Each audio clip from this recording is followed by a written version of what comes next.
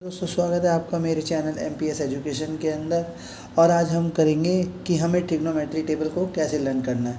हम आज बहुत ही इजी मेथड से ट्रिग्नोमेट्री टेबल को लर्न करेंगे और हम कुछ ही मिनट्स के अंदर हम ट्रिग्नोमेट्री टेबल को बिल्कुल प्रॉपरली और कंप्लीट तरीके से हम सीखेंगे। तो सबसे पहले हम देखिए ट्रिग्नोमेट्री टेबल को हमें लर्न करने का क्या रूल होता है।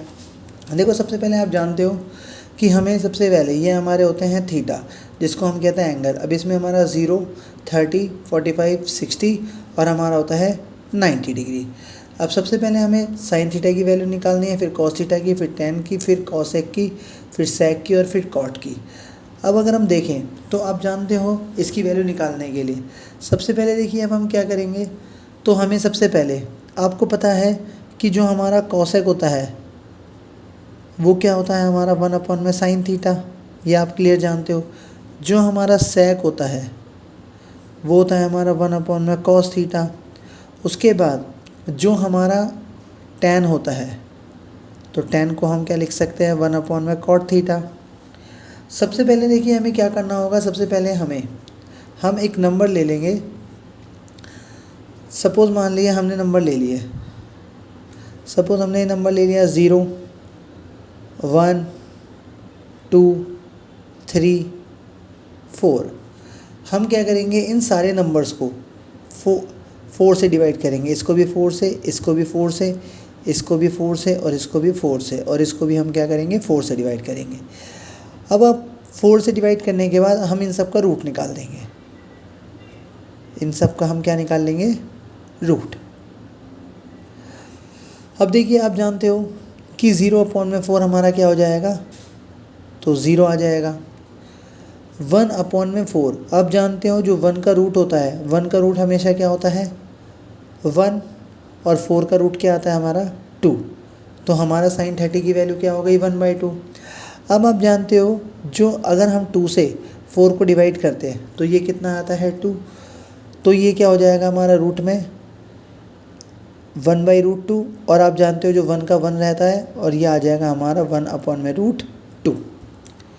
उसके बाद अगर हम √3/4 का निकालते हैं तो √3/4 का निकालने के लिए आप जानते हो कि √3 तो √3 में ही रहेगा और 4 का रूट क्या हो जाएगा हमारा 2।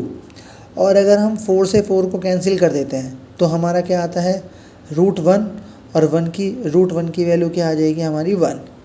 तो आप देख सकते हो ये हमारे 0, साइन 0, 0, साइन 30 1/2, साइन 45 1/√2 और साइन 60 √3/2, साइन 90 की वैल्यू होगी हमारी 1। अब हम देखते हैं अगर हमें कॉस थीटा की वैल्यू निकालनी है, जो हमारी 90 वाली वैल्यू होगी ये हमारी क्या हो जाएगी, कॉस थीटा की वैल्यू 1 हो जाएगी। उसके बाद जो हमारी साइन 60 की वैल्यू होगी वो हमारी कॉस 30 की वैल्यू हो जाएगी √3/2, और 45 की वैल्यू 1/√2 है तो ये 1/√2 सेम रहेगी। उसके बाद जो हमारी साइन 30 की वैल्यू है वो हमारी कॉस 60 की वैल्यू हो जाएगी 1/2, और जो हमारी साइन 0 की वैल्यू है वो हमारी कॉस 90 की वैल्यू हो जाएगी। अब आप जानते हो जो हमारा टेन थीटा होता है, तो टेन थीटा हमारा क्या होता है sin/में कॉस। क्या होता है टेन थीटा हमारा, तो हमारा जो टेन थीटा होता है वो होता है हमारा साइन थीटा/में कॉस थीटा। अब साइन थीटा/में कॉस थीटा को अगर हम देखें, अगर मान लो साइन थीटा हमारा ये रहा और कॉस थीटा हमारा ये रहा, और साइन थीटा और कॉस थीटा के अगर हम वैल्यू निकालें तो आप जानते हो कि जो टेन थीटा होता है तो टेन थीटा हमारा क्या होता है sin/में कॉस थीटा, साइन थीटा/में कॉस थीटा। और अब देखिए साइन की वैल्यू क्या थी हमारी 0, कॉस की वैल्यू क्या थी 1, और 0/में 1 क्या आ जाएगा 0। उसके बाद अगर हम sin/में कॉस को, ये हमारा था 1/2 और √3/2, तो अगर हम 1/2 और √3/2 को अगर हम डिवाइड करें तो हमारा 2 ऊपर चले आएगा, ये हमारा 2 ऊपर चला गया और 2/√3 नीचे आ गया, और 2 से अगर हम 2 कैंसिल करें तो ये हमारा आ जाएगा 1/√3। तो हमारी ये वैल्यू हो गई। उसके बाद अगर हम 1/√2 और 1/√2 को कैंसिल करें तो 1/√2 और 1/√2 को कैंसिल करें तो ये कट के कितना आ जाएगा हमारा 1। उसके बाद अगर हम अब हमारा है √3/2 और हमारा है 1/2। √3/2 और 1/2 को हम सॉल्व करें तो हमारा डायरेक्टली 2 से 2 कैंसिल हो जाएगा और हमारा इसका क्या आ जाएगा, हमारा √3। और उसके बाद अगर हमें tan 90 की वैल्यू निकालनी है तो tan 90 की वैल्यू जब 1/0 होगा तो 1/0 क्या होगा, नॉट डिफाइन। तो इसको हम लिख सकते हैं नॉट डिफाइन। उसके बाद आता है हमारा cosec थीटा। cosec थीटा को हम क्या लिखते हैं, 1/sin। अब आप जानते हो 1/sin का मतलब क्या होता है कि 1/sin थीटा, ये हमारा क्या होता है cosec। अब आप जानते हो कि 1/sin तो 0/0।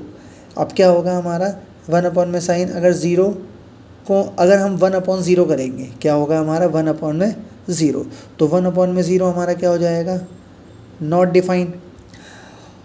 उसके बाद हमें क्या करना है, अगर sin 1/2 है तो sin 1/2 के केस में क्या होगा 1/sin। जैसे मान लीजिए अगर हमें क्या करना है 1/2 है तो 2 हमारा ऊपर चले जाएगा और 1 हमारा नीचे आ जाएगा, तो इसका आंसर होगा हमारा 2। अब हमें sin 45 का 1/√2 है तो 1/√2 के केस में क्या होगा, √2 ऊपर चले जाएगा 1 नीचे हो जाएगा, तो ये हो गया √2। और अगर हमारा sin 60 √3/2 है तो ये हमारा हो जाएगा 2/√3, यानी कि हमारा 2 ऊपर और √3 नीचे। अब हमारा क्या है sin 90। अब sin 90 के केस में क्या होगा 1/1 और 1/1 क्या रहेगा 1। उसके बाद आता है हमारा sec थीटा। sec थीटा के लिए आप जानते हो sec थीटा हमारा 1/cos होता है, तो 1/cos का मतलब 1/1 हमारा क्या होगा 1। अब हमें निकालना है sec की पावर। अब हमें क्या निकालना है, sec निकालना है किस केस में 30 डिग्री में। तो sec 30 डिग्री में हमें निकालने के लिए क्या होगा, ये हमारा हो जाएगा 1/√3, यानी कि 1/cos। sec क्या होता है हमारा 1/cos। तो जब हम 1/√3/2 करेंगे तो इस केस में हमारा 2 ऊपर चले जाएगा और √3 नीचे आ जाएगा। उसके बाद हमें 1/√2 निकालेंगे तो वही उल्टा √2 ऊपर और 1/2 √2 ऊपर और हमारा 1 नीचे, तो इसका आंसर आ जाएगा हमारा √2। उसके बाद हमें निकालना है 1/2 का। अब 1/2 के केस में 2 ऊपर और 1 नीचे, तो ये हमारा हो गया 2।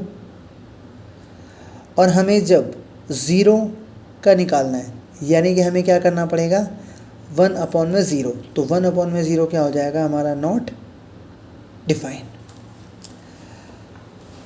अब हमारा आता है लास्ट cot थीटा। अब cot थीटा क्या होता है हमारा 1/10।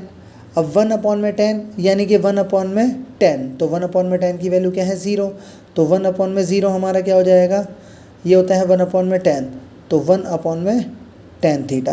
अब tan थीटा की वैल्यू देखो 0 हो गई, ठीक है, और 1 तो 1/0 हमारा क्या होता है नॉट डिफाइन। अब आप जानते हो हमारा 1/√3 है। अब जब हम 1/√3 का उल्टा करेंगे तो √3 ऊपर 1 नीचे, तो ये हमारा हो गया √3। फिर हम क्या करेंगे 1/1 हमारा हमेशा क्या होगा 1। अब अगर हमें √3 का उल्टा करना है तो 1/√3 करेंगे उल्टा 1/√3, और हमारा लास्ट वैल्यू tan 90 हमारा कितना था नॉट डिफाइन, और हम क्या करेंगे जब 1/, नॉट डिफाइन हमारा क्या बन जाएगा 0। तो आई होप आपको ये वीडियो समझ में आई होगी, और अगर आपको ये चैप्टर समझ में आया है तो या आपको ट्रिग्नोमेट्री की टेबल पूरी तरीके से समझ में आई है तो प्लीज़ मेरे चैनल को लाइक और सब्सक्राइब करना ना भूलिएगा।